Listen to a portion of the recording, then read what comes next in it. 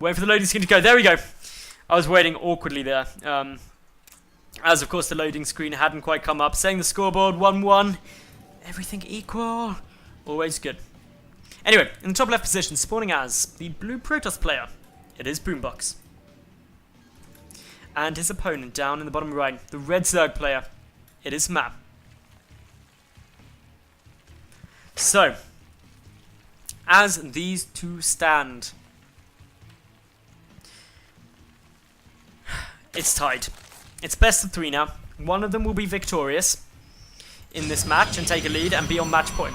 One of them will unfortunately lose, and then they'll have all to play for in game number 4. There was a prediction early on that it would be 3-1. Maybe they'll play through. Where do we see Boombox mixing it up? On Acheron Wastes, when he played on this earlier, I'm 90% sure that he went for the fast expansion as well. So, always going to be good to see if he does continue with that same sort of build. Meanwhile, Matt, would he go for a similar thing? Hatch into pool? Maybe. Maybe not. But yeah, as it stands, things going fairly well. Of course, if you are enjoying this, make sure that you thank our lovely sponsors, Plantonics. Their Twitter account, of course, if you want to send them a tweet, is at PLT Gaming _UK, and of course, at Multiplay for putting all of this on. It'd be awesome if you send them a tweet. But yeah, for the moment, Matt, it's on a little bit of an upward swing, having won game number 2. He's going to go and expand. Boombox opting to go Forge first. Probably not going to be for any aggressive cannoning or anything like that, but all in all, things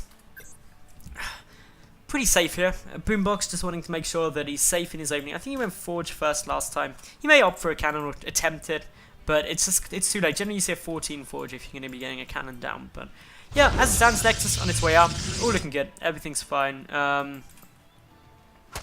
All in all, things going fairly good. Probe just going to go and check to see when the third's getting taken. Spawning pool coming up though, so very similar opening from Matt as we've seen every game. And, well, it's not a bad opening. It works well for Matt. His roaches being out sooner in the last game were really beneficial to him because it allowed him to hold off that earlier aggression. So, all in all, things looking pretty safe. Nothing too exciting going on for the moment. Just both trying to get into a little bit of a mid-game stage. Boombox, is he going to go for the Stargate again? Well, probably not. It's a completely different opening what he's doing. He's going for the Forge into a Nex as opposed to a Gateway Expand. Everything is going fairly normal, fairly safe for the most part. And I realise I just keep saying that, but there's not much else to say in this sort of situation. But third being taken by Matt, all looking good. That third base came down just after the 4-minute mark, so really normal timing up against a Forge fast expansion, especially when it's Forge first. You can get it about 4 minutes 20, even as late as 4 minutes 40, and still be absolutely fine. Cybercore being followed on here for Boombox, everything going to plan. His mothership core should get started once the Cybercore is done. Getting that up early, he's getting a good amount of economy. But yeah, probes getting produced 2 at a time. Kind of boosting probes out because probes good. Probes and pylons. Boombox earlier as well went up to like 97 probes until he won a game. I thought he was going to break the 100 mark, which would be super cool if he did that. But yes, a single link there, just bouncing about, having a good time.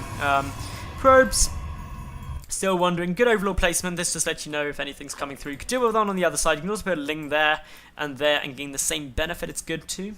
Apparently, some lava have been produced. Queen waddling his way down. More injects coming down everywhere. A couple of gases being taken. 2 gases at around the 45 supply mark. All good. Generally when you want it. All in all, things looking fairly safe. But yeah, +1 ground attack on its way out. We've got, of course, the mothership core also on its way out. So things looking pretty safe. Additional gateways being added on. Only 1 additional gate. This is quite interesting. There we go. A couple more. Bit of aggression coming out from Boombox here now. Oh, it should be. But hopefully we'll get a few more on their way. There we go. So delayed 4-gate pressure coming down. May even be more yet. It could just be like a whole ton of gateways, a whole ton of aggressions. But yeah, trying to keep an eye out for anything, any proxy pylons or things like that. We do have the probe sitting there. There's also the Overlord. Oh, the Overlord just saw a glimpse of the probe. Is that going to be enough to give it away? was Matt looking? Because these Zerglings haven't moved out yet. There's a Zealot there defending it, but 3 additional gateways is going to make a good little warp in.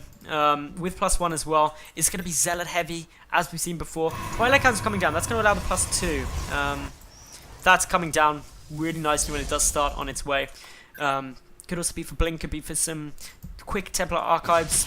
Twilight Council, of course, teching up into that. Charge, Blink, also options. 8 Roaches on the way. And yeah, 8 more Roaches. That's going to be a good defense. Unfortunately, no Hydras, so this could still be quite a nice push. The Zergling count is pretty low, but unfortunately, this is Zealot heavy from Boombox. Boombox hasn't yet identified that, hang on, my opponent doesn't have too many Lings. This push is going to take a lot of damage. He needs to be really careful moving forward. There's a lot of units being forced. He doesn't want to overcommit to this. Does not have enough energy for a mass recall either. That's problematic for him, because if he doesn't have the mass recall, obviously he could overcommit to this push and lose his army, but gets nice trade. Good little time warp coming down there. Forces the Zerglings and the Roaches back. At the moment, that's okay. Couple of Overlords getting sniped off here. Always good if you can get an Overlord or 2 for absolutely nothing. Just a little bit of free damage. Interestingly, Blink on its way as well as +2, so we could get a nice little Blink timing here.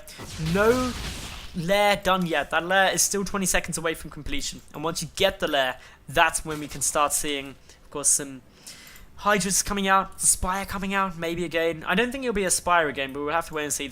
Unfortunately, Protocolon coming down, but the important thing is the Boombox has managed to retreat back from this. +2 is getting Chrono boosted out. Blink is also getting Chrono boosted out. Going to lead to a nice timing if he wants to take it. +2 Blink Stalk is very strong. Road speed and +1 missile attack on its way. Matt getting ready to move forward. Gonna try and look to see if he's got any option to deal any damage, but probably won't be able to. Breaking through this would be tough. More Stalkers coming in, ready for the Blink Micro. Insanity. Proxy Pylon.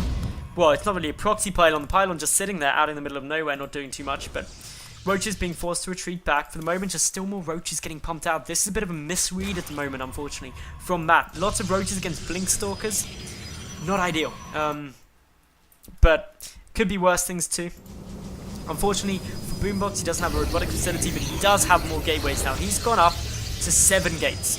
And he's also getting a Dark Shrine down. Okay, that's cool, because for the moment, there's no Spore Crawlers. There's no Overseers either. There is one morphing, but is it going to come in and try and deal this damage? That's going to be the important thing. A Proxy Pylon down now.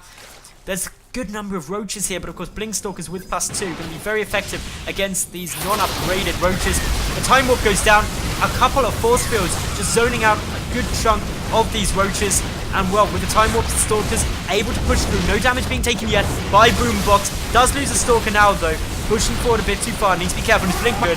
He's got to trade as efficiently as possible with these units. Blinking back even further, trying to keep these units alive for as long as he can. Getting another wave of warp-ins, but forced to retreat. As a lot of Roaches there, those Blinks not quite on the money. A couple more Stalkers go down.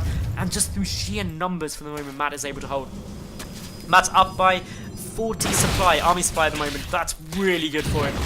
He's also up quite heavily in terms of the worker count. He's going to try and snipe down those destructible rocks just to allow his Stalkers the chance to escape.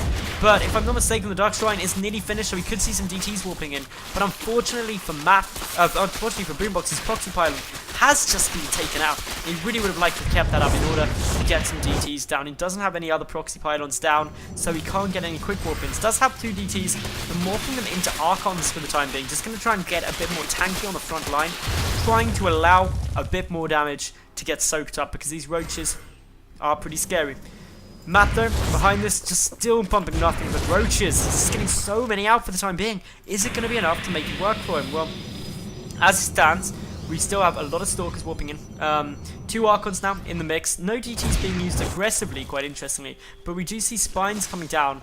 And a little bit of detection at the natural and at the third. So actually that's quite good. Lots of Spores. Something actually been seen to do that. Yeah, the Dark Shrine has been scouted. So that's clearly why we're getting all this detection. And why we're not seeing DT harassment. I don't know if Boombox knows it's been scouted, but I assume that he has.